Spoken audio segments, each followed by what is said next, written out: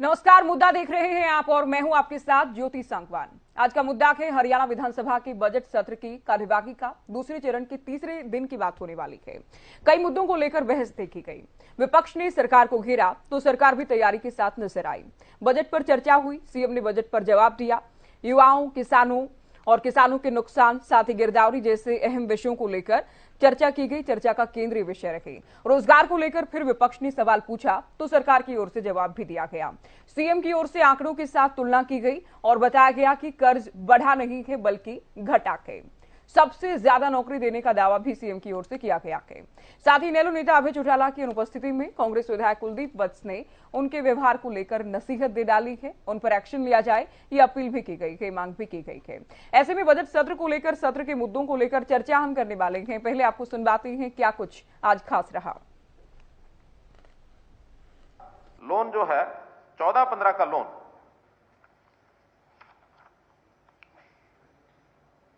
ये है 69,922 करोड़।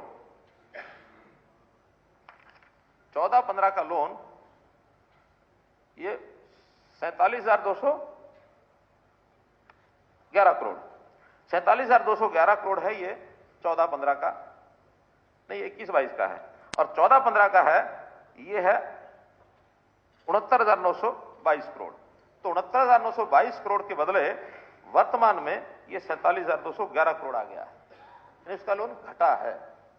बहुत बड़े भ्रष्टाचार का एक रास्ता बंद करने के लिए हम प्रयत्न कर रहे हैं कि जो इंजीनियरिंग कामों में बहुत शिकायतें होती हैं, बहुत इंक्वायरियां चल रही हैं, बहुत लोगों के खिलाफ कार्रवाई भी होती है, लेकिन सबके खिलाफ नहीं होती है। और इसमें अगर कोई अवसर ही जो उसको बंद कर दिया जाए कि ये ना हो तो अपने आप चीजें ठीक होती हैं। और उसको करने में एक कठिनाई आ रही है। मैं आपसे साझा करना चाहता हूं कि जो बीच का सिस्टम है, जिनको आदतें गलत पड़ी हुई थी, उनके कारण से वो सिस्टम थोड़ा हिला है।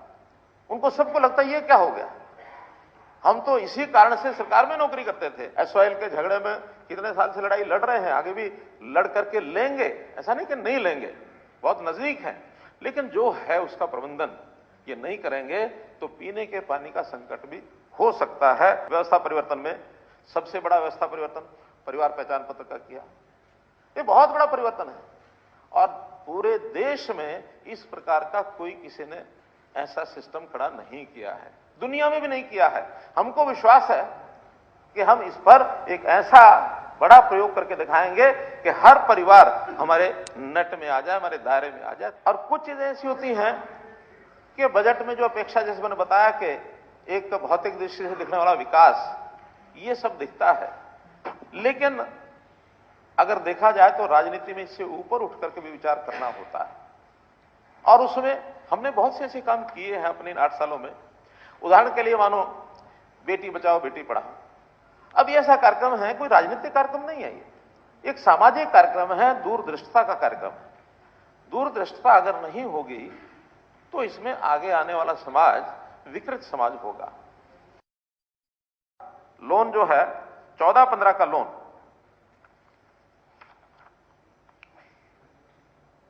ये है 69,922 करोड़। 14-15 का लोन ये 47,211 करोड़। 47,211 करोड़ है ये 14-15 का, नहीं 21-22 का है। और 14-15 का है ये है 69,922 करोड़। तो 69,922 करोड़ के बदले वर्तमान में ये 47,211 करोड़ आ गया है। इसका लोन घटा है।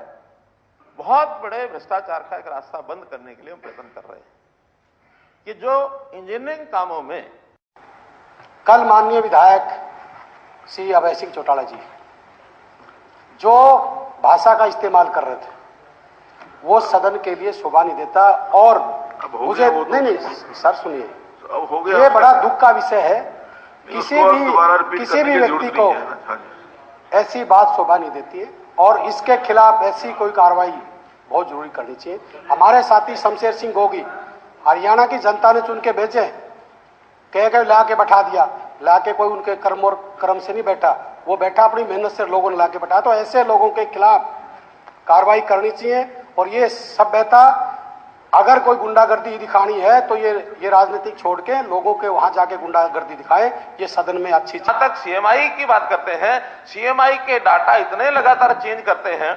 मैंने सीएमआई के डाटा में से आपको बताया था कि 2017 के एक महीने में हरियाणा का 2% ये बेरोजगारी आंकड़ा दिया था, जबकि बाकी जगह 2 नहीं है, उन्होंने छाप दिया। आज वो 34% छापते हैं, कभी 24 छापते हैं, एक महीने में 10% का अंतर। और उसका कारण क्या है? उनका डाटा सैंपल इतना छोटा होता है, 5000 का पूरे प्रदेश का डाटा सैंपल होता है। अब 5000 आदमियों का, जहां हमारी एम्प्लॉयबल जो पॉपुलेशन है 1,86,00,000 है, 1,86,00,000 में अगर 5000 लोगों से पूछ करके वो डाटा का करेंगे हिसाब किताब, तो परसेंटेज कहीं की कहीं जाएगी। किस मोहल्ले में पूछा, किससे पूछा, किस वर्ग से पूछा, रास्ते में चलते हुए आदमी से पूछा।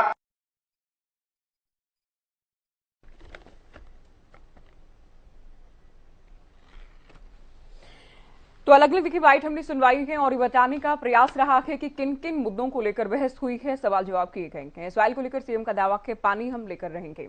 बेरोजगारी को लेकर विस्तार से जवाब दिया गया कि पिछली सरकारों की भी तुलना की गई है। कर्ज को लेकर भी सीएम की ओर से जवाब दिया गया कि तो कई अहम मुद्दे रहे, जिसमें आप पीपीपी की बात करते हैं, टेंडरिंग की बात करते हैं, किसानों के नुकसान और विशेष गिरदावरी की बात करते हैं। तो आज ये चर्चा का केंद्र रहे। कुछ खास मेहमान हमारे साथ जुड़ गए हैं। हरियाणा बीजेपी से प्रवक्ता प्रोफेसर विधु रावल जी हमारे साथ जुड़े हैं। कांग्रेस प्रवक्ता जोगेंद्र मोर जी हमारे साथ चर्चा में जुड़ गए हैं। इनेलो प्रवक्ता विजेंद्र रेहडू जी, प्रवक्ता जेजेपी अजय गुलिया जी और राजकुमार सिंह जी वरिष्ठ पत्रकार हमारे साथ चर्चा में जुड़ गए हैं। सभी का स्वागत है। शुरुआत विधु रावल जी युवाओं के मुद्दे से कर लेंगे, क्योंकि रोजगार और बेरोजगारी ये दो शब्द कह लीजिए या मुद्दा कह लीजिए बेरोजगारी का, जिसको लेकर विपक्ष बार बार घेरता है कि आज भी कहा गया कि बेरोजगारी में हरियाणा अव्वल है, लगातार बेरोजगारी बढ़ रही है। हालांकि सीएम की ओर से जवाब भी दिया गया, तुलना भी की गई। हरियाणा का विपक्ष बेरोजगारी में निश्चित तौर पर अव्वल है। भारतीय जनता पार्टी ने जिस प्रकार से पर्ची और खर्ची सिस्टम खत्म करके पात्र और योग्य लोगों को किस प्रकार से गरीब के घर नौकरी पहुंचाने का काम किया, भारतीय जनता पार्टी का सबसे बड़ा एमएसपी जो है यही है। मुझे आवाज नहीं आ रही, प्लीज मेरी आवाज को फिक्स कर दीजिए। जी अभी कराते हैं जी, बोलिए। मेरी आवाज मुझे नहीं आ पा रही है, प्लीज फिक्स कर दीजिए। जी विधु रावल जी, अगर आप सुन पा रहे हैं तो बात पूरी कीजिए, अभी फिक्स कराते हैं। आप बोलिए एक बार। विधु जी आवाज मिल रही है आपको? चलिए आएंगे आपके पास। मोर साहब, एक बार फिर से सीएमआई के आंकड़ों को लेकर कहा गया कि ये आंकड़े सरकार नहीं मानती है, नीति आयोग भी नहीं मानता है, क्योंकि जो सैंपल लिया जाता है वो बहुत छोटा है, केवल 5000 लोगों से बातचीत की जाती है। अब कौन वो 5000 लोग हैं, किससे बात की गई है, ये तो सरकार सिरे से खारिज करती है उन आंकड़ों को, जिनको लेकर आप लोग बार बार बेरोजगारी बढ़ने का दावा करते हैं, सरकार को घेरते हैं। जब भी किसी एजेंसी के सैंपल की बात होगी, अगर वो हरियाणा से 5000 ले रहे थे, इसी रेस्ट में दूसरे राज्यों से भी इस हिसाब से ले रहे होंगे ना। ठीक है, तो जो सैंपलिंग है वो या कोई और एजेंसी के या सरकारी सर्वे, सरकार ने कोई सर्वे करवाया हो या सरकार ने कोई ऐसे आंकड़े पेश किए हो कि भी हमने इतने जो विभाग में अपने 9 साल में इतने जो है हमने वो रोजगार है जो उपलब्ध कराए। ठीक है, सिर्फ वफाकीबाजी से तो बात नहीं बनेगी ना। एक एजेंसी है, उस पर सिर्फ इस बात पर सवाल उठा देना क्यों, और ये 5000 का भी आंकड़ा कहां से लेके आई ये सरकार? एजेंसी ने बताया कि हमने 5000 की सैंपलिंग की। ये सिर्फ और सिर्फ अपनी जो दकियानुसी है उसको छिपाने की बात है। और जिस तरीके से हरियाणा प्रदेश के अंदर बेरोजगारी बढ़ रही है, ये तो देखो बेरोजगार बढ़ेंगे कहां से? रोडवेज को निजीकरण की तरफ लेते जा रहे हैं, हालात क्या कर रखे हैं, स्कूलों का वर्गीकरण करने के नाम पे 28 स्कूलों को बंद करने का काम किया गया है। रोजगार के सृजन कहां से होंगे? कौन सा सृजन किया है रोजगार? ऐसा सरकार ने कोई बताया क्या? सिर्फ एक बात ये सीएमआई के आंकड़े हैं, अगर सीएमआई के आंकड़े झूठे हैं तो आप कोई दूसरी एजेंसी के आंकड़े बता दीजिए। नहीं, जो हरियाणा सरकार ने भर्तियां की उन आंकड़ों का हवाला दिया सीएम साहब ने कि चौटाला सरकार में कितनी भर्तियां हुई थी। आपने सुना क्या हवाला दिया? 1,09,000 से अधिक सरकारी नौकरियां, 1,09,000 से अधिक सरकारी नौकरियां जो सरकारी भर्तियां निकाली गई, उन भर्तियों का हवाला दिया। मैं ज्योति जी कह रहा हूँ, इतनी नियुक्तियां तो अकेले शिक्षा विभाग में थी। कितने नए विश्वविद्यालय इन्होंने खोले हैं? कांग्रेस के समय में कितने नए विश्वविद्यालय खोले गए थे? स्कूलों को अपग्रेड किया गया था। इन्होंने 5,00,000 स्कूलों को तो बंद करने का काम किया है। इतने रोजगार तो अकेले शिक्षा विभाग में दिए गए थे, कितने रोडवेज में दिए गए हैं, कितने बिजली विभाग में दिए गए हैं। तो इतने रोजगार 9 साल जवाब ले लीजिए। इतने रोजगार तो कहीं पे भी किसी प्रकार से भी इस प्रकार के आंकड़े कहीं पे दिए क्या? और 5,000 का आंकड़ा कहां से उठा के ले आए मुख्यमंत्री जी? अभी 5,000 की फैक्ट्री की है उन्होंने। तो ये सब लफाजलीबाजी की सरकार है। झूठ बोलते हैं और इससे सबसे बड़ी बात है कि विधानसभा भी झूठ बोलते नहीं संतोष आते किसी बात से। कभी 13-14, कभी 2 कुछ कंफ्यूज थे मुख्यमंत्री जी। विधानसभा में तो देखिए झूठ नहीं बोला जा सकता मोर्चा साहब, आंकड़ों से अलग नहीं जा सकते। विधानसभा की कार्यवाही में हुड्डा साहब के 10 साल के आंकड़े चौटाला सरकार के आंकड़े दिए गए हैं। आपने अगर कार्यवाही सुनी है सीएम साहब की, इससे पहले भी पिछले सत्र में भी आंकड़े दिए गए थे कि एचएसएससी से कितनी भर्तियां हुई हैं। जी मैं यूं कह रहा हूं, हरियाणा के अंदर बेरोजगारी बढ़ी है। हाँ ठीक है, अब ये कह रहे कि बेरोजगारी जो है हमने घटाई है। इन्होंने कहा कि 1 लाख इतने कौन से डिपार्टमेंटों में किस प्रकार से है। और कांग्रेस किस्में में मैं यूं कह रहा हूँ 1 लाख नौकरियां तो सारी की सारी शिक्षा विभाग में दी गई। नहीं मोर्चा साहब क्यों नहीं? मैं बता नहीं, आप किन आप बताएं फिर विस्तार से। अगर आपको लगता है कि शिक्षा विभाग में नौकरियां दी गई है 1 लाख, आप बता दीजिए आंकड़ा फिर। हुड्डा साहब के 9 से 10 साल के कार्यकाल में कितनी सरकारी नौकरियां दी गई? आप कौन से आंकड़ों की बात करें, आप बताएं ना फिर। आप बताइए, रोडवेज में सब बस्तियां हुई कांग्रेस के बाद में। आपने कह दिया कि 1 लाख शिक्षा में, चलिए आपने कह दिया, हम मान लेंगे कुछ देर के लिए। आप बताएं, लेकिन पूरे आंकड़े आप बता दीजिए फिर। मैं बता देता हूँ। आंकड़ों को झूठ मानते हैं, आंकड़ों को भी नहीं मानते, आप बताएं फिर। आंकड़े मुख्यमंत्री ने बताए, आप मैं इनके हर सवाल का जवाब दे देता हूँ। नहीं आप भी जवाब देंगे विधु रावल जी, मैं खुद भी बता चुकी हूँ। लेकिन अब आप बताएं कि आपने कह दिया कि 1 लाख शिक्षा विभाग में सरकारी नौकरियां, तो आप सारे आंकड़े बता दीजिए। इन्होंने टोटल 1 लाख की चाहिए, इन्होंने 1 लाख रोजगार दिए 2 साल में। ये कह रहे हैं सारे के सारे। 1 लाख, ये कह रहे हैं कि 1 लाख के करीब तो हमने हरियाणा के इतिहास में, हरियाणा के इतिहास में अब तक सबसे अधिक दी गई सरकारी नौकरियां हैं ये, अगर आंकड़ों की आप तुलना करेंगे। अब आप बने रहिए हमारे साथ। विधु रावल जी कुछ बोलना चाह रहे हैं, बेरोजगारी को लेकर सवाल था। अब मोर साहब तो कह रहे हैं कि 1 लाख तो हमने केवल शिक्षा विभाग में दे दी थी, उसके अलावा तो बहुत सारी भर्तियां दी गई थी। हालांकि मैंने एक नंबर इनसे जानना चाहा कि आप बता दीजिए, आपका नंबर हम मान लेंगे, वो नंबर नहीं बता पाएंगे आप। विधु रावल जी मैं दे देता हूं, मैं इनको नंबर दे देता हूं, कोई बात नहीं। कई बार कम तैयारी के साथ आया जाता है तो चीखा चिल्ली ज्यादा की जाती है। देखिए, मुझे इको आ रही है, प्लीज इको को फिक्स करवा दीजिए। मुझे इको आ रहा है। चलिए, तो मोर साहब आप बड़े तफ्तीश से सुनेगा, आपने कितना झूठ बोला है। मैं एक एक झूठ का पर्दाफाश करूंगा। पहली बात तो आपने कहा कि 5,000 स्कूल बंद करवा दिए। साहब, ये 5,000 का फिगर केजरीवाल से आपने डायरेक्ट जो उठाया है, थोड़ा तो वेरीफाई कर लेते हैं। हरियाणा के अंदर टोटल स्कूल्स कितने हैं इतना तो पता कर लेते हैं, उसके बाद कहते हैं कि 5,000 स्कूल बंद किए हैं या 15,000 किए हैं या 500 किए हैं। कम से कम इतना तो बेसिक जानकारी होनी चाहिए कि हरियाणा के अंदर टोटल स्कूल्स कितने हैं। 5,000 टोटल स्कूल्स भी हैं। 48 स्कूल। अरे साहब फिर गलत कह रहे हैं, प्लीज। चलिए, एक और आपने कहा कि 1,09,000 तो इन्होंने केवल टीचर्स को भर्ती किया है।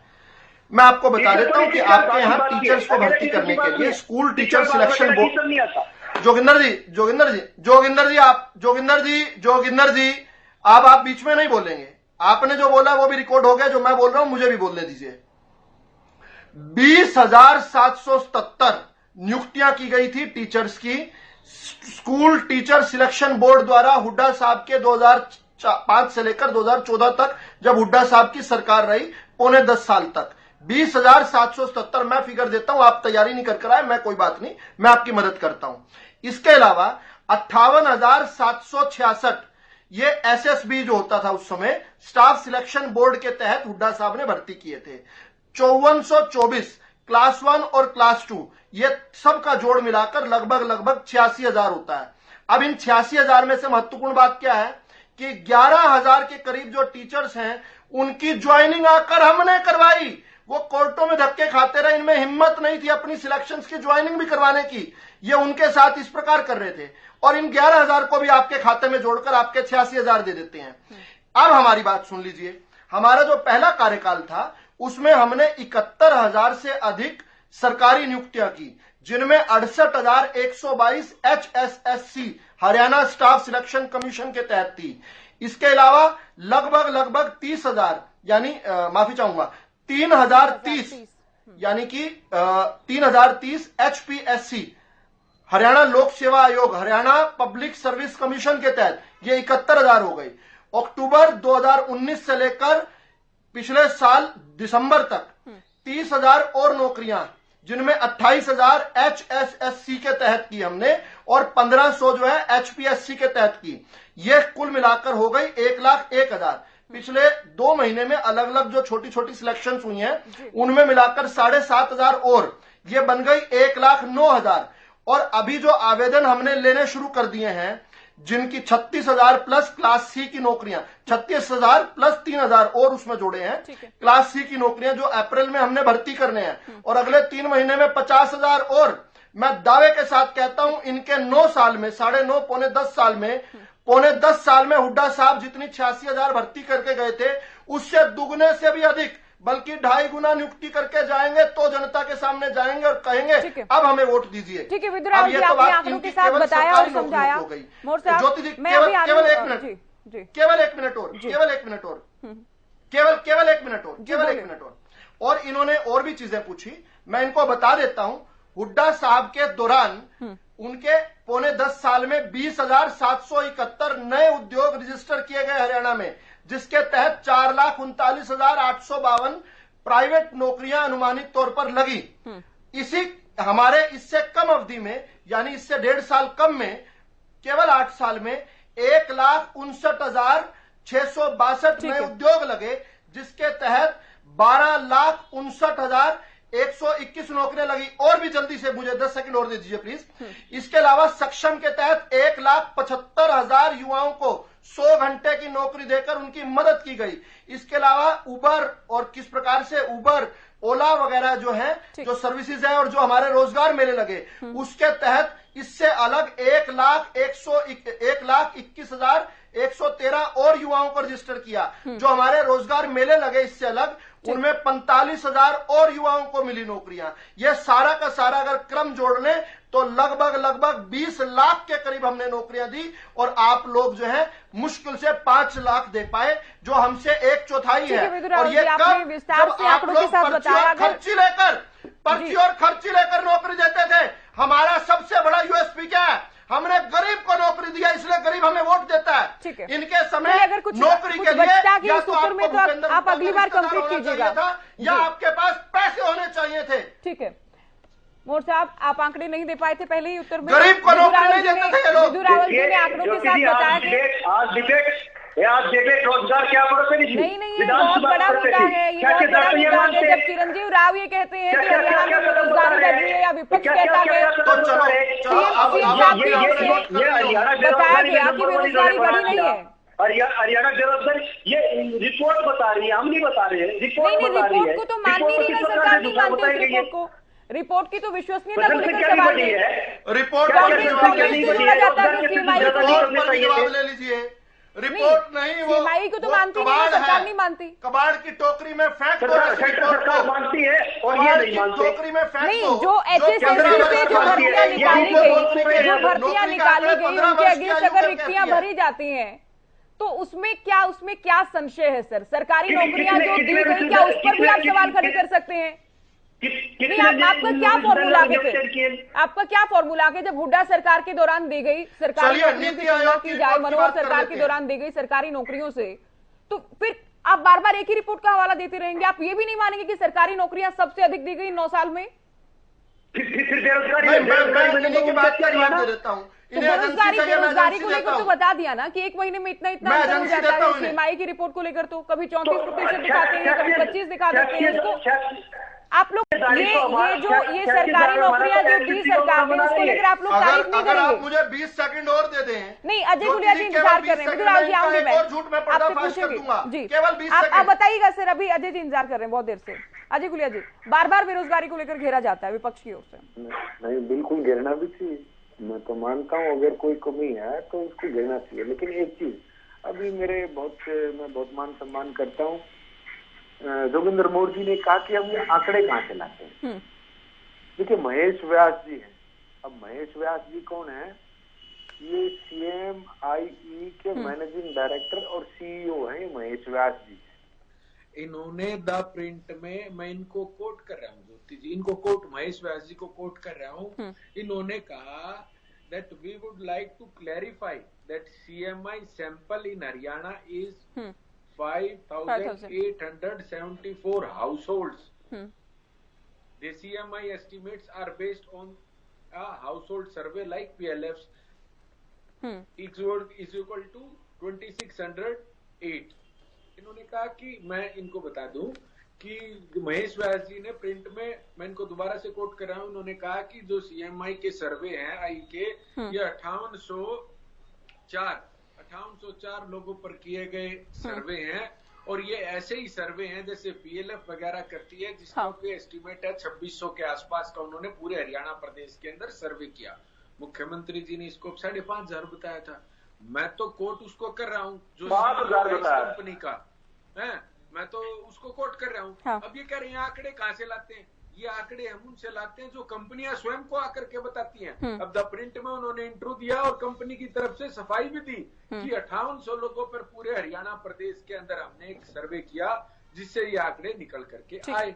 अब इसकी विश्वसनीयता पर ये कितना यकीन करते हैं, वो सरकार कितना करती है? आपने एक बहुत अच्छी चीज कही कि विधानसभा के अंदर तो कोई झूठ नहीं बोल सकता, तो ये वैसे ही है। ठीक, हाँ, एक चीज हम जरूर स्वीकार करते हैं, देखिए सरकार में होने के नाते दायित्व भी हमारा बनता है कि कोरोना काल के अंदर रोजगार के अवसर घटे, उनको दोबारा से सुचारू करने के लिए, पटरी पर लाने के लिए सरकार ने बहुत प्रयास भी किया, फॉरेन से इन्वेस्टमेंट भी लाई, कंपनियों को नए सिरे से स्थापित होने के लिए उनको बहुत सारी छूट भी दी गई। वो धीरे धीरे ट्रैक पर आया भी है। बीच में समस्या थी, इससे कोई इनकार नहीं कर सकता, लेकिन कम से कम इनको ये तो याद रखना चाहिए। ये कहते हैं आंकड़े कहाँ से लाए? अरे स्वयं की उस कंपनी के द्वारा बताए हुए प्रक्रिया बताते हैं कि उनका सैंपल क्या रहा, खुद वो बताते हैं, उस बात को सीएम बताते हैं। देख रहा होगा, क्या कह रहे हैं? अकेले हरियाणा पे 5,000 के थे क्या? अकेले हरियाणा अकेले हरियाणा को लेकर हरियाणा और इसी रेटों में हुआ होगा। एक शहर से उठा लिया क्या 5,000 के आंकड़े, 800 के आंकड़े? ये हरियाणा 5,000 नहीं, 5800। आपके मुख्यमंत्री तो 5,000 बता रहे हैं, उन्होंने कब से 5,000 लोगों पे कहा है उन्होंने। अभी तक तो आपको इस बात की आंकड़ा कहाँ से आया? ठीक है, 5,000 लगा लीजिए, 5800 या फिर 6,000 भी हो गया, तो हरियाणा में तो एक करोड़ से ज्यादा लोग होंगे ना। नहीं तो केवल 5,000 लोगों से बात की। अब सीएम कहते हैं कि वो किसी रिक्शा चलाने वाले से बात करते हैं या किसी अनपढ़ से बात की, या मान लीजिए आपकी क्वालिफिकेशन ज्यादा है, मान लीजिए आपने मास्टर्स की है लेकिन आपको बैचलर्स के आधार पर कोई नौकरी मिल गई, तो आप भी खुद को कहेंगे मैं बेरोजगार हूं, क्योंकि आपकी क्वालिफिकेशन के आधार पर अभी तक आपको नौकरी नहीं मिली है। इस बात का भी सीएम ने जिक्र किया, तो उनको भी बेरोजगार में काउंट कर लिया जाएगा। तो एक रिपोर्ट पर अटके रहना, HPSC से कितनी नौकरी दी गई, HSSC से कितनी नौकरियां दी गई, उनकी भी तो तुलना कीजिए ना मोर साहब। आप आंकड़ा तो बता नहीं पाए। आप गुमराह मत करें। नहीं, मैं गुमराह नहीं कर रही हूँ, मैं गुमराह नहीं कर रही हूँ जोगिंदर मोर जी। अच्छा, क्या हुड्डा सरकार में 1966 के बाद 10 साल के दौरान सबसे अधिक नौकरियां दी गई थी, लेकिन मनोहर सरकार उसके बाद सबसे अधिक नौकरियां अब तक दे चुकी है। इसमें किसी भी तरह की कोई शंका या डाउटफुल नहीं होना चाहिए। जहाँ से आपने सवाल उठा के वहीं पे CMI ने जो रिपोर्ट दी है वो अकेले हरियाणा की दी है क्या? इसी रेटों में और राज्यों से तुलना की होगी। उस CMI की रिपोर्ट को ये स्वीकार करते हैं, इस बात को क्या है CMI क्या है? कोई सरकारी एजेंसी है क्या है CMI? घर की भाई चाचा लिखड़ियां, महेश व्यास कौन है ये? आपके मैनिफेस्टो कमेटी बनाने वाले व्यक्ति की हम उसकी रिपोर्ट क्यों माने? वो कब लिखता है? कोरी कब लिखता है वो व्यक्ति कोरी कब लिखता है? और राज्य से तुलना करके बता दीजिए। और राज्य की तुलना कर देता हूँ जोगिंदर मोर जी। आपको बहुत शौक है, चलिए सुनिए चलिए। नीति आयोग, जो देश का नीति आयोग है, जिसको पहले प्लानिंग कमीशन कहते थे, वो प्लानिंग कमीशन ने 2014 में फिगर जारी किया और हरियाणा में हुड्डा साहब के दौरान 7.84% अनएम्प्लॉयमेंट रेशियो बताया, 7.84%। उसी नीति आयोग ने फरवरी 2023 में बजट के सर्वे से पहले जो हरियाणा का आंकड़ा दिया 6.46% दिया, जो कि लगभग 1.5% कम है। आरबीआई के आंकड़े की बात करें तो उसने आपके समय 8.1% का बेरोजगारी दर दिया था, मार्च 2014 की बात कर रहा हूं मैं, और हमारे समय उन्होंने उसको घटाकर 6.73% दिया। बात तो वही घुमा फिरा कर, आपने पूछा कोई सोर्स, आपको अगर सीएमआई जैसे मजाक ही पसंद है, सीएमआई का व्यक्ति जो सीएमडी है महेश व्यास, जो आपकी मैनिफेस्टो लिखता है, 14 वाला मैनिफेस्टो भी कांग्रेस का महेश व्यास ने लिखा, 19 वाला भी, तो घर में बैठकर जो आप लिखते हो हम क्यों विश्वास करें? वो व्यक्ति जिसने 15 साल की आयु के लोगों को कहा कि ये तो बेरोजगार हैं, उनके अधिकतर 57% जो वो बता रहे हैं वो तो 15 साल के बच्चे हैं। 15 साल के बच्चों को बेरोजगारी का दर बनाते रहे किस प्रकार से? अच्छा, आप ही का आंकड़ा मान लें, आपके खुद के महेश व्यास सीएमआई में लिखते क्या है कि 30% से, माफी चाहूंगा, 30 साल से अधिक की आयु के 2.1% है केवल हरियाणा में बेरोजगारी। आपकी बात ही मान लें तो केवल 2% बता रहे हो तो 30 साल से अधिक, और 35 साल से अधिक में 1.2%, केवल 1.2%। कम से कम अपनी सीएमआई की रिपोर्ट तो देख लो। हमें कई विषयों पर बात करनी है। रेड्डी साहब, अभय चौटाला के बिहेवियर को लेकर क्या कहेंगे? क्योंकि आज तो कुलदीप वत्स की ओर से भी उनको नसीहत दी गई है कि अगर उनको गुंडागर्दी करनी है तो राजनीति छोड़ दें, सदन से बाहर करें। कल जो हुआ स्पीकर के साथ, उससे पहले भी जो हुआ, तो बार बार ऐसा क्या कि स्पीकर के साथ उनकी हर बार बहस देखी जाती है और हर बार उन्हें नसीहत भी मिलती है। इस बार सीएम की ओर से भी, डिप्टी सीएम की ओर से भी, आज कांग्रेस विधायक कुलदीप वत्स की ओर से भी उनको नसीहत दी गई। ये बात आपने बिल्कुल सही कही कि बार बार विधानसभा अध्यक्ष और उन्हीं की बहस क्यों होती है। एक तो एक बार या ज्योति जी इसको ठीक करवाइए, उन्हीं की बहस क्यों होती है, इसके पीछे की आप राज समझने का प्रयास करें। क्योंकि जो सरकार है वो सीधे तौर पर अपनी तैयारी के साथ आती है कि हम विधानसभा में अभय सिंह को बोलने नहीं देंगे। वो एक प्री प्लान्ड होता है। जो ही अभय सिंह खड़े होते हैं तो ही स्पीकर महोदय क्रॉस क्वेश्चन शुरू कर देते हैं, और जो भी क्वेश्चन पूछते हैं अभय सिंह जी, उसका जवाब अध्यक्ष महोदय देते हैं, जबकि उसका जवाब मंत्री साहिबान को देना चाहिए। जिस डिपार्टमेंट का क्वेश्चन है, जिस डिपार्टमेंट से रिलेटेड है, उस डिपार्टमेंट के मंत्री, उस डिपार्टमेंट के जो कंसर्न्ड व्यक्ति है, वो जवाब न देकर के सारे के सारा जवाबदेही अध्यक्ष महोदय अपने ऊपर ले लेते हैं, जो कि अलोकतांत्रिक है। क्योंकि विधानसभा अध्यक्ष वो विधानसभा का अध्यक्ष होता है, सभी 90 के 90 विधायकों का अध्यक्ष होता है, वो कोई सरकार का अध्यक्ष नहीं होता। अभय सिंह जी जो ही खड़े होते हैं वो एक सरकारी जो भूमि है, सरकारी रोल है, वो निभाना शुरू कर देते हैं, जो कि सरासर गलत है। तो जिस तरह के शब्दों का कल इस्तेमाल किया गया, हम तो पैनल पर वो शब्द नहीं बोलेंगे, ये एक हम तो नहीं बोल सकते, लेकिन वो शब्द ठीक है क्या? कम से कम एक चेयर की इज्जत तो होनी चाहिए। सीएम की ओर से भी कहा गया। ऐसा है, अभय सिंह जी बार बार उसको संबोधित करते हैं, अध्यक्ष महोदय कह करके बोलते हैं। चेयर का पूरा मान सम्मान हमेशा करते आए हैं, हमेशा करते हैं, लेकिन चेयर का भी फर्ज बनता है कि वो सदस्य का मान करें, उनका सम्मान रखें। जब अध्यक्ष महोदय इस तरह की शुरुआत करते हैं, हर बात के ऊपर टीका टिप्पणी करने का काम करते हैं, ये क्या है? जैसे पिछले सेशन की मैं बात कहूं, उन्होंने कहा कि आपका मंत्री ये कहता है, भाई वो कहते हैं कि आपका मंत्री क्या होता है, आपका मंत्री क्या होता है, तो इस तरह की बातें करते हैं। वो उनको अभी आज कल की बात है, सप्लीमेंट्री क्वेश्चन के ऊपर जवाब होगा, और पिछले विधानसभा का भी मैंने सुना था, उन्होंने कहा कि आप सप्लीमेंट्री पूछ नहीं सकते, आज कहते हैं कि आप सप्लीमेंट्री पूछ लो। तो ये कहीं न कहीं विधानसभा अध्यक्ष अंदरूनी रूप से उनसे खपा है। पूरा प्रश्न जो पूछ रहे थे वो उनके सवाल से जुड़ा था या फिर नहीं? बिल्कुल बात ये नहीं कि वो पूछ नहीं सकते, ऐसा नहीं था। बिल्कुल उसके सवाल देखिए, ऐसा डार्क जोन की बात कर रहे हैं, सौंदर्यीकरण की बात हो रही है, तो उसको लेकर कि ये अलग से सवाल बनता है। ऐसा नहीं कि आप पूछेंगे नहीं या पूछ नहीं सकते, आप पूछने नहीं देंगे आपको। हाँ नहीं, उन्होंने कहा कि नहीं पूछ सकते आप, हम नहीं पूछने देंगे आपको, क्या क्वेश्चन है आपका। तो इस तरह की भाषा एक विधानसभा अध्यक्ष को नहीं करना चाहिए। हर सदस्य का अधिकार है विधानसभा में जाकर के अपनी आवाज उठाने का, अपने हल्के की, अपनी जनता की आवाज उठाने का हक है, और वो उसको आवाज ही नहीं उठाने देते हैं। और शुरुआत में एक मन में अपनी भावना लेकर के बैठते हैं कि हम अभय सिंह को नहीं बोलने देंगे, जिसका परिणाम यह होता है कि उनको में बहस होती है और उनको सदन से बाहर कर देते हैं। देखिए, कानून की उल्लंघना की जाती है। पिछली बार विधानसभा अध्यक्ष ने उनको 2 दिन के लिए निलंबित कर दिया। अरे भाई, उनको कानून उनके अधिकार में नहीं है। आज विधानसभा अध्यक्ष जी क्या कर रहे हैं कि हम हाई कोर्ट को जवाब नहीं देंगे नोटिस का, यानी वो अपने आप को हाई कोर्ट से भी ऊपर मानने लगे। और स्वयं आपने सुनवाया, मुख्यमंत्री जी कहते हैं कि कांग्रेस वाले झूठ बोलते हैं, और बार बार कर्ज को लेकर के टिप्पणी थी उनकी कि कभी कोई आंकड़ा देते हैं, कभी कोई आंकड़ा देते हैं। ये अपने कहे पर अडिग नहीं रहते, यानी झूठ भी कहेगा तो उस पर भी कांग्रेस को अडिग रहना चाहिए। ये बयान मुख्यमंत्री जी का आपने सुनवाया है, यानी कि जो कह दिया तो उस पर अडिग रहो। अरे भाई, सरकारी आदमी को झुकना चाहिए, वो परिस्थितियों के अनुसार झुकना चाहिए। वो खुद ही शिक्षा देते हैं कि अडिग रहना चाहिए, हमें अडिग रहना चाहिए। दूसरी बात, अभी मुख्यमंत्री जी ने सुनाया कि लूंगी, लेकिन आप दोनों से एक मिनट नहीं ज्योति जी, देखिए ये अन्याय है, ये अन्याय नहीं, मेरी बात पूरी नहीं हुई है ज्योति जी। अभी बेरोजगारी के ऊपर आप क्वेश्चन चल रहा था दोनों में, और बड़ी लंबी बहस भी चल रही थी। अभी ये आंकड़ों का खेल खेल रहे थे। हाँ। पहली बात तो जोगिंदर मौर्य जी ने ठीक कहा कि आज बजट के ऊपर चर्चा होनी थी और बेरोजगारी का मुद्दा नहीं हमारे को दिया गया था, और इनको शायद दिया गया होगा, तो ये आंकड़े लेकर के आगे।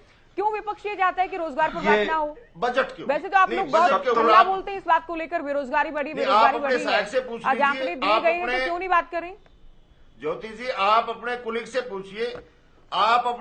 पूछिए, उन्होंने हमारे को बताया आज के बजट के ऊपर चर्चा होगी, आज तो के बजट सत्र। फिर तो आप कहेंगे कि अभय पर भी सवाल ना पूछे। अभय बजट डॉक्यूमेंट में थोड़ी है, अभय चौटाला बजट डॉक्यूमेंट में थोड़ी है, वो भी सेशन में थे, सेशन में ही बात हुई बेरोजगारी को लेकर। फिर भी सुनो ज्योति जी, सुनो आप सुनो, फिर भी मैं देता हूं आपको। हमारे प्रदेश में 4,58,808 सैंक्शनड पोस्ट है गवर्नमेंट ऑफ हरियाणा की, जिसमें से 2022 में 13,462 पोस्टों को समाप्त कर दिया गया। बच की 4,45,346 सैंक्शन पोस्ट है, उसमें से 1,42,497 पोस्टें वैकेंट पड़ी हैं, और these all graphics were given by education minister of Haryana. अब ये कहते हैं हमारे साथी कि हमने 20 लाख को रोजगार दे दिया, सैंक्शन पोस्ट 4,58,000 है, 20 लाख को रोजगार दे दिया। तो भाई एक बात, अरे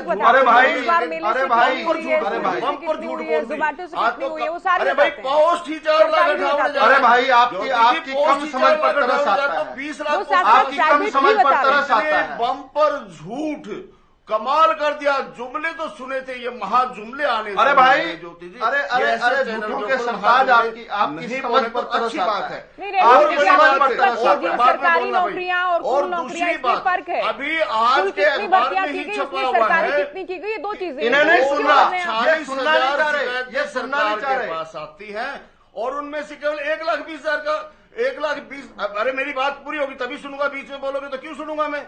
नहीं रेणु साहब, मैं यहाँ पर एक बार ठीक कर दूं आपके पॉइंट को, जो आप कह रहे हैं ये HPSC या HSSC के माध्यम से जो भर्तियां निकाली गई उनका आंकड़ा अलग है, और जो कुल नौकरियां दी गई वो कुल मिलाकर अलग है। इनको मिक्स क्यों कर रहे हैं? बीच में क्यों बोल रहे हैं? बाद में पूछो, हम बाद में पूछ रहे हैं, हमने सुना है इनको तसल्ली से बैठ करके। मैं तो नहीं जवाब दे रहे हैं, जब मेरी बात पूरी हो जाएगी ये जवाब दे देंगे, हम सुनेंगे। जो भी बोला मैं आपको नहीं करा, जो भी आप तो एंकर की भी बात नहीं सुन रहे हैं, उसको भी नहीं बोलना चाहिए, एंकर की भी बात नहीं सुनते। आज हरियाणा प्रदेश में 2 लाख के करीब पोस्टें खाली हैं, और ये कहते हैं कि हमारे प्रदेश में बेरोजगारी नहीं है। सीएमआई के आंकड़ों को झुठलाने की बात करते हैं, हरियाणा प्रदेश में सीएमआई को झुठलाते हैं, बाहर प्रदेशों में इसको मानने का काम करते हैं। ये दोहरा मापदंड क्यों अपना रहे हो भाई? सीएमआई कोई आज तो शुरू नहीं हुई, सीएमआई तो बहुत पुरानी संस्था है। सर, मुझे लग रहा है आपने पहले उत्तर में सभी विषयों पर बात कर चुके हैं। आज वो झूठी कैसे होगी? मैं अभी चर्चा को आगे ले जाती हूँ। राजकुमार जी बहुत देर से इंतजार कर रहे हैं, आप सभी को सुन रहे हैं, और ये बेरोजगारी पर चर्चा क्यों है मुझे समझ नहीं आया कि आप लोगों को आपत्ति क्यों है। विपक्ष की तो इच्छा होनी चाहिए कि बेरोजगारी पर बात हो, और सत्र के सभी मुद्दों को लेकर हम बात कर रहे हैं, जिसमें बेरोजगारी भी एक बड़ा मुद्दा रहा। नहीं, हमें तो कोई इसलिए चर्चा के इस पर हमें कोई मुझे बट आपत्ति इस बात नहीं, का नहीं हमें पता कोई कि आप आपत्ति लोग नहीं, ज्योति जी, बेरोजगारी कोई पर भी हमेशा डिबेट आप लोगों को आंकड़े हम याद तैयार होते हैं। नहीं होते। मुझे इस बात की जानकारी नहीं कि आप लोगों को डेली होमवर्क करना पड़ता है इसे लेकर। मैं नहीं जानती इस नहीं, बात को। हमारे को टॉपिक बजट का दिया गया था, बजट सत्र का टॉपिक दिया गया था, बजट सत्र का, बजट डॉक्यूमेंट का टॉपिक नहीं दिया गया था। राजकुमार जी, स्पीकर और अभय के बीच कोई नहीं, जो हम तैयार हैं, बहस बेरोजगारी दिखी पर के बोलने सर के लिए अभी तैयार चर्चा हैं, को आगे बोल जाने रहे हैं। दीजिए, बहुत समय बर्बाद हो रहा है। राजकुमार जी, स्पीकर और अभय के बीच जिस तरह की बहस देखी जाती है, क्या आप संदेश देख रहे हैं? क्या आप इस बात को स्थापित करने का प्रयास कर रहे हैं कि उनको बोलने नहीं दिया जाता, और जिस तरह के शब्दों का वो इस्तेमाल कर रहे हैं उनका आप क्या संदेश देख रहे हैं? नहीं, देखिए, दो अलग अलग चीजें हैं। अगर बोलने नहीं दिया जाता तो अभय चौटाला हर सत्र में सवाल कैसे पूछ पाते? उनको बोलने का मौका तो मिलता है। सवाल सदन की प्रक्रिया और नियमों को लेकर है। अभय सिंह चौटाला अपने अंदाज में सवाल पूछते हैं तो एक भाषा को लेकर कई बार सवाल उठ जाता है। दूसरा, आप जब स्पीकर को संबोधित कर रहे हैं, ठीक है, सदन में आपको जो भी बोलना है सदन के पीठासीन अधिकारी को और स्पीकर जो भी उस समय शेयर में हो उनको एड्रेस करके बोलना होता है, लेकिन स्पीकर सरकार के प्रतिनिधि नहीं होते। इसलिए ये कहना कि आपका मंत्री या उनका मंत्री, वो मुझे लगता है थोड़ा सा उनको इस बात का ध्यान रखना चाहिए कि सरकार और स्पीकर तो अलग अलग चीज है। स्पीकर सदन के संरक्षक की भूमिका में होते हैं और उनकी जिम्मेदारी सदन के हर सदस्य को संरक्षण देना होता है। तो कहीं ना कहीं मुझे लगता है अपने हाव भाव का और सोच समझ का फर्क है। अभय सिंह चौटाला सवाल पूछते हैं, उसमें कोई पाबंदी नहीं है, हर सत्र में पूछते हैं, और मुझे लगता है अगर एक सदस्य की दृष्टि से देखे हैं तो शायद सबसे ज्यादा सवाल पूछने वाले एक सदस्य हो सकते हैं वो। लेकिन वो शैली क्या हो, भाषा क्या हो, और नियम प्रक्रिया का ध्यान तो हर आदमी को रखना पड़ेगा।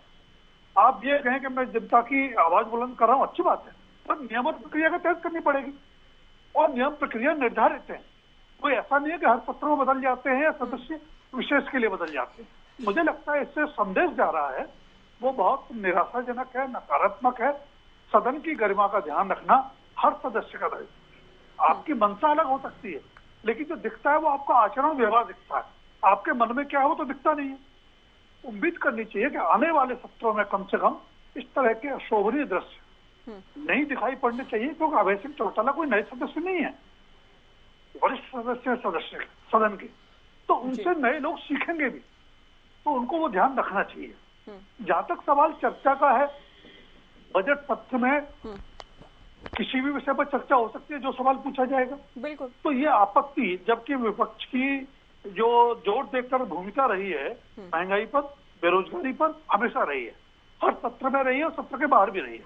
तो अगर सरकार ने आज बेरोजगारी पर चर्चा की तो उस पर आपत्ति की बात तो नहीं होनी चाहिए। बिल्कुल। सरकार के अपने तथ्य हैं, आप उससे सहमत है, नहीं सहमत है, असहमति जताइए, अपने तथ्य रखिए, लेकिन सरकार ने चर्चा की, वो मुझे लगता है उस पर बहुत जोर देने की जरूरत नहीं है जी। और आज सत्र का आखिरी दिन था, तो हम लोग भी जब चर्चा कर रहे हैं तो सत्र में उठाए गए तमाम मुद्दों का निष्कर्ष या उस पर टीका टिप्पणी आज करने की, समीक्षा करने की हमारी स्थिति है। तो हम ये कहें कि हम खाली बजट पर चर्चा करेंगे, ऐसा नहीं है। बजट पेश हो गया, बजट पर सदन में चर्चा हो गई, इस बीच में जब जब चर्चा हुई है, चैनल पर बजट पर चर्चा हुई है, तो आज जब सत्र का समापन हुआ है तो उसमें उठाए गए तमाम मुद्दों पर कल भी सेशन रहेगा, कुछ विधायी कार्यक्रम होंगे, लेकिन आज बजट पारित करा लिया गया है। ठीक आप कह रहे हैं, बिल्कुल। हाँ, विधु रावल, तो उस दृष्टि से मुझे लगता है चर्चा से नहीं परहेज करना चाहिए, लेकिन संयम, शालीनता और सदन की गरिमा, उसका सभी को ध्यान रखना, बिल्कुल ध्यान रखना चाहिए। विधु रावल जी, पीपीपी को लेकर विपक्ष लगातार सरकार को घेरता है, खासतौर पर नेता विपक्ष भूपेंद्र हुड्डा कि हम सरकार में आएंगे, सिस्टम खत्म करेंगे। सीएम साहब को क्यों लगता है कि इसके जैसी व्यवस्था तो पूरी दुनिया में कहीं नहीं है? बिल्कुल बिल्कुल, मैं बताऊंगा।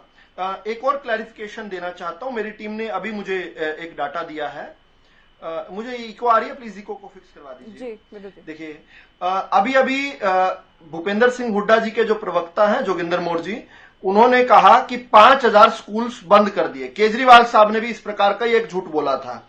तो मैं उनकी जानकारी के लिए कह दूं ताकि अगली बार फिर ऐसे गलत आंकड़ा ना दें। रैशनलाइजेशन में 105 स्कूलों को मर्ज किया, 105 स्कूलों को मर्ज किया, बंद एक को भी नहीं किया। इन 105 में से 2 हाई स्कूल थे जहां 25 से कम बच्चे थे, उसी गांव के अंदर एक दूसरे स्कूल में उसको मर्ज कर दिया। 97 स्कूल मिडल थे जिनमें 20 से भी कम बच्चे थे, उनको भी उन्हीं के गांव के अंदर मात्र 50 या 100 मीटर दूर जो स्कूल चल रहा था उनमें मर्ज कर दिया गया, और 6 अन्य ऐसे भी मिडिल स्कूल और थे जो जहां 10 से भी कम बच्चे थे, उन स्कूल्स को मर्ज कर दिया गया उसी गांव के अंदर, गांव से भी बाहर नहीं गए। तो ये कुल फिगर बनी 105 की। लेकिन भूपेंद्र सिंह हुड्डा और उनके प्रवक्ता लगातार झूठ क्यों बोलते हैं? वो लोग झूठ क्यों बोलते हैं ये समझ नहीं आता। कर्ज को लेकर हर रोज नया आंकड़ा देते थे। कल खुद उन्होंने एक आंकड़ा 2,85,000 का दिया, पहले कभी कभी 4 लाख करोड़ बता देते थे। फॉर्मूला है उसके तहत अगर एक ही स्कूल में प्रिंसिपल भी है, हेडमास्टर भी है, प्राइमरी स्कूल भी चल रहा है, मिडिल स्कूल भी है, हायर सेकेंडरी स्कूल भी है, तो सभी को अगर एक बिल्डिंग में चल रहे सभी स्कूल को एक स्कूल मान लिया जाए, मर्ज कर दिया जाए उन्हें भी, तो उसे भी विपक्षी कहते हैं कि वहां 4 स्कूल बंद कर दिए गए, जो सरकार बार बार कहती है कि ये भ्रमित किया जाए। अभी मैं बताता हूं क्या था। ज्योति जी हम विपक्ष में थे, हमने आंदोलन लड़ा, समान विकास समान रोजगार हमारा अधिकार। असंतुलित विकास था। एक गांव के अंदर 12 स्कूल, अगर हुड्डा का मनपसंद सरपंच आ गया तो एक गांव के अंदर 12 स्कूल, और 12 गांव तक एक स्कूल नहीं। ये इस प्रकार का संतुलित विकास था इनके समय में। हमने आकर उसको खत्म किया। हमने समान विकास समान रोजगार को जनता का अधिकार बनाया, और इसीलिए आज हम पर कोई क्षेत्रवाद का कोई हमें क्षेत्रवाद का, जातिवाद का, परिवारवाद का कोई हम पर आरोप भी नहीं लगा सकता, भ्रष्टाचार का आरोप भी नहीं लगा सकता। लेकिन आपके पहले वाले सवाल पर आऊं, इसके साथ जोड़ते हुए पीपीपी की बात करें। पीपीपी सबसे बड़ा क्रांतिकारी कदम है। क्यों है? दुनिया के अंदर सोच के बता दें आपके दर्शक भी और आप भी, कोई भी एक ऐसी योजना जिसमें आपको बिना आवेदन के लाभ मिलता हो, कोई एक भी ऐसी योजना सोच के बता दें। एक व्यक्ति 59 साल का है, एक दिन पहले अगले ही दिन वो 60 साल का हुआ, उसके अकाउंट के अंदर अगले दिन से पेंशन आने लग गई।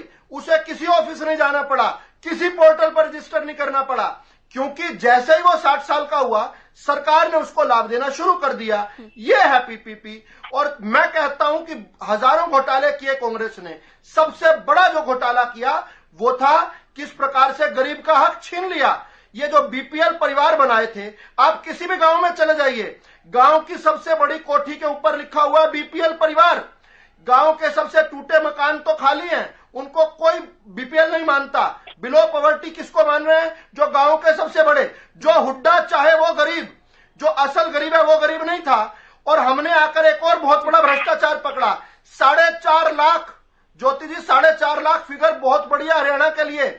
3.25 करोड़, 2,75,00,000 में से 4.5 लाख हमने राशन कार्ड के परिवार, यानी मोटे मोटे तौर पर अगर एक परिवार में 5 आदमियों के एवरेज लगाएं तो 22.5 लाख लोग नए ऐसे पैदा कर दिए भूपेंद्र हुड्डा ने, जिन्हें भगवान ने पैदा नहीं किया था। 4.5 लाख आकर हमने राशन कार्ड काटे, जो इस धरती पे ही कभी पैदा नहीं हुए, उनके राशन कार्ड बने हुए थे। भूपेंद्र सिंह हुड्डा उनको राशन दे रहे थे, उनको मिड डे मील दे रहे थे, उनकी पेंशन काट दी गई।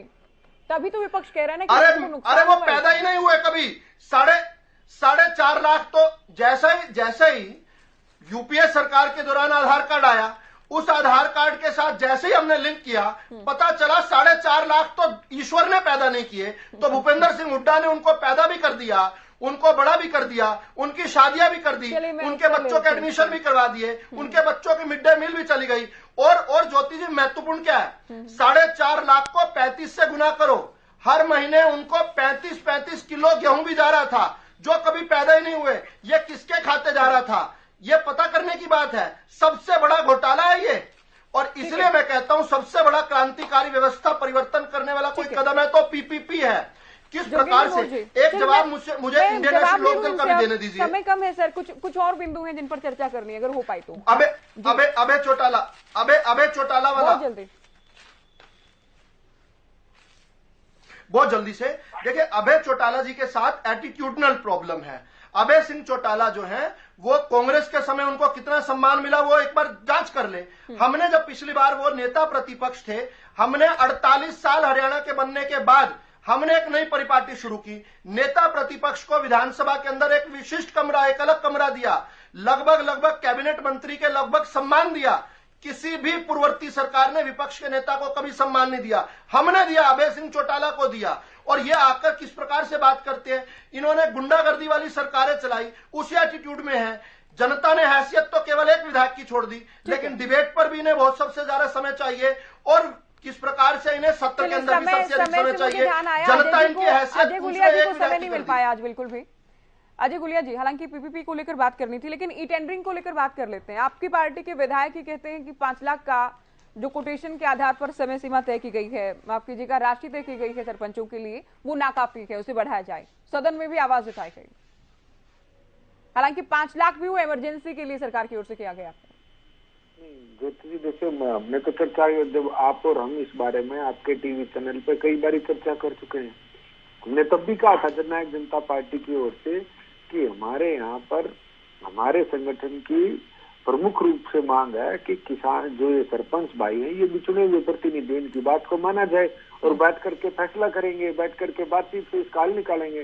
सरकार ने अपनी तरफ से जो इनको ये था बहन कि हम किसी अधिकारी की ACR नहीं लिख पाएंगे तो हमारी बात सुनने के लिए बाध्य कैसे होंगे। सरकार ने उनको अपनी ACR लिखने का इख्तियार उनको दिया, इसको 2 से 5 किया गया। अगर जरूरत है तो इसके अंदर और बदलाव भी होंगे।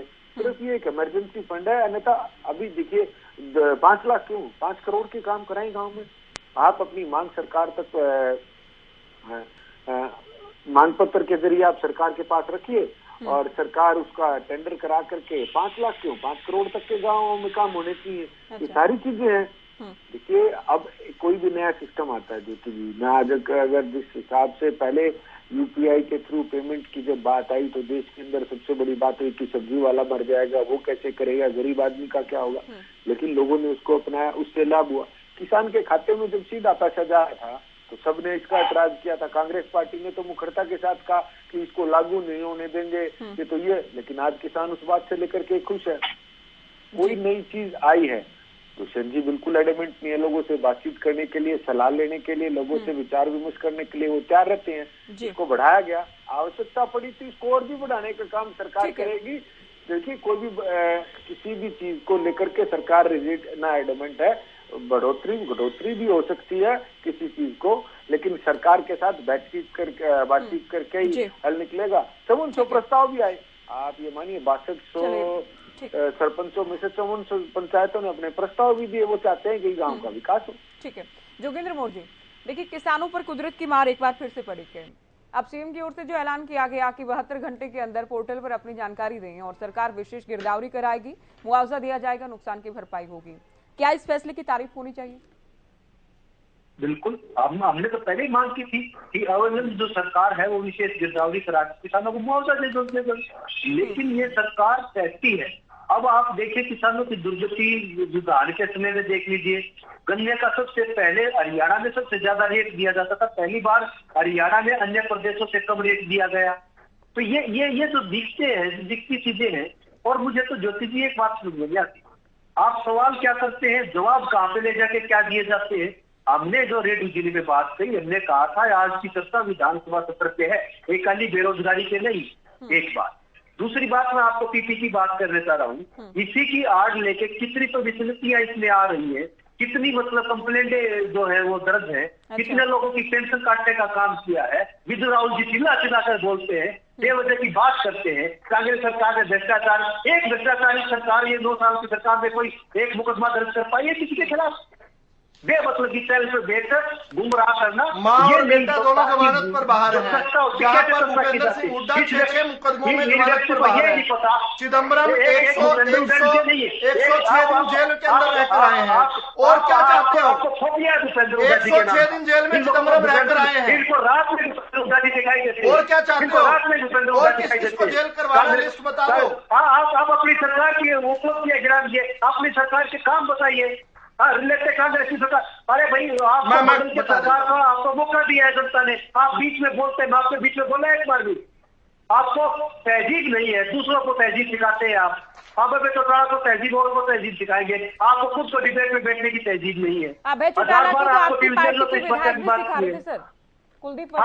आपने पहले दिन अभय चौटाला का साथ दिया और आपने शब्दों पे आपत्ति की कि शब्दों का चयन ठीक नहीं था। हमने ये बात कही है, उस बात से मैं भी खड़ा हूँ। लेकिन पहले दिन जब अभय चौटाला जी को बाहर किया गया, वो किया गया सदन से बाहर 2 दिन से, तो नेता प्रतिपक्ष भूपेंद्र हुड्डा जी ने इस बात का विरोध किया और हमें अभय चौटाला जी का साथ दिया। जो बात जायज है जायज को जायज कहेंगे, गलत को गलत कहेंगे और ठीक को ठीक कहेंगे। ये उसकी भूमिका है। हम नेता प्रतिपक्ष है, ठीक है, प्रमुख विपक्षी पार्टी है। चलिए ठीक है, आप कह रहे हैं कि शब्दों पर आपत्ति थी, लेकिन उनके खिलाफ अगर कुछ गलत होगा तो आप लोग साथ हैं। रेड्डू साहब, आपका आखिरी कमेंट सेशन को लेकर। हाँ, देखिए ज्योति जी, अभय सिंह के शब्दों के ऊपर तो इनको आपत्ति है और हमारे साथी जो शब्दों की बौछार फूल बिखेर रहे हैं इनके ऊपर भी आपत्ति होनी चाहिए। और जो लोग, ज्योति देखो समय कैसे बदलता है, जो लोग अभय सिंह की गाड़ी में लटक कर चलते थे आज वो उनके एटीट्यूड के वैज्ञानिक बन रहे हैं, उनके एटीट्यूड का विश्लेषण चैनल पर बताने का बस यही सामंतवादी सोच है ना, इसी ने जनता ने 2009 से क्या हालात थे, यही सामंतवादी सोच। फिर बीच में गाड़ी में लटकने वाला क्या बीच में बोल रहे, गरीब लोगों को सुधार लो, गरीब लोगों को अपने एटीट्यूड को सुधार लो, लोगों का विश्लेषण मत करो।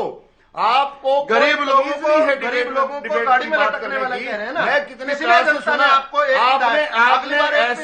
ऐसे गंदे सबक हमारे लटकने वाले कौन है, जो जैसा होता है उसको वैसे ही दिखाई देता है। इतने गंदे शब्दों का प्रयोग ये साथी करता है, तो इसका आपको विश्लेषण देश प्रदेश की जनता नहीं कर रही। एक भी शब्द अच्छा नहीं निकलता इसके मुंह से, हर बार गंदे शब्द निकालने का काम करता है। हम अच्छे शब्द निकालते हैं और ये कीचड़ उछाल रहा है, हम इसके ऊपर फूल बरसा रहे हैं। अब अभय जी को डिफेंड करने के लिए शब्द और इससे फालतू अभय सिंह के बारे में क्या बोलेगा, इससे फालतू क्या बोलेगा अभय सिंह के बारे में जो इन्होंने आज तो कोई आधार ही नहीं है इसका।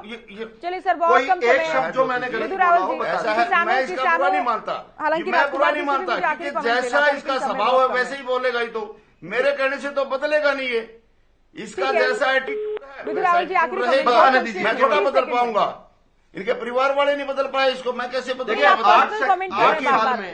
अपना एटीट्यूड खुद सुधारना चाहिए, तभी दूसरे को एटीट्यूड के बारे में गलत कह रहे हैं। रेड्डू जी बोलने दीजिए, रेड्डू जी किसानों की बात करने दीजिए, अभय को छोड़ दिए, किसानों की बात करने दीजिए। 8 साल में भारतीय जनता पार्टी की सरकार ने 9257 करोड़ यानी एक साल में एट एन एवरेज 1100 करोड़, एक साल में सरकार ने 1100 करोड़, और 10 साल में कांग्रेस ने 10 साल में 1123 कांग्रेस ने दिए, हमने एक साल में एक एवरेज में 1100 दिए। कांग्रेस 2-2 रुपए के चेक दिया करती थी, ये देखिए 2-2 रुपए के चेक भूपेंद्र हुड्डा के दिया करती थी, खाद बीज तेल इतनी महंगाई 2-2 रुपए के भूपेंद्र हुड्डा देते थे। ये कहते हैं हमने घोषणा कर दी, मुझे नहीं लगता कि मुमकिन हो पाएगा, करेंगे। समय अधिक हो गया कि बात के साथ राजकुमार जी आपको भी समय जो मिल पाया। पीछे 3 साल का मुआवजा ये भूपेंद्र हुड्डा का चेक दिखा रहा हूँ मैं, दूसरों का समय कम हो जाता है, आप लोग समय की बर्बादी करते हैं। भूपेंद्र हुड्डा नहीं, बीजेपी सरकार। बहुत शुक्रिया आप सभी का, बहुत शुक्रिया आप लोगों ने वक्त दिया। आज का मुद्दा विधानसभा सत्र का था, कौन कौन से मुद्दे छाए रहे, किस तरह से विपक्ष ने सरकार को घेरा और सरकार की ओर से जवाब दिए गए। फिलहाल दीजिए इजाजत, नमस्कार।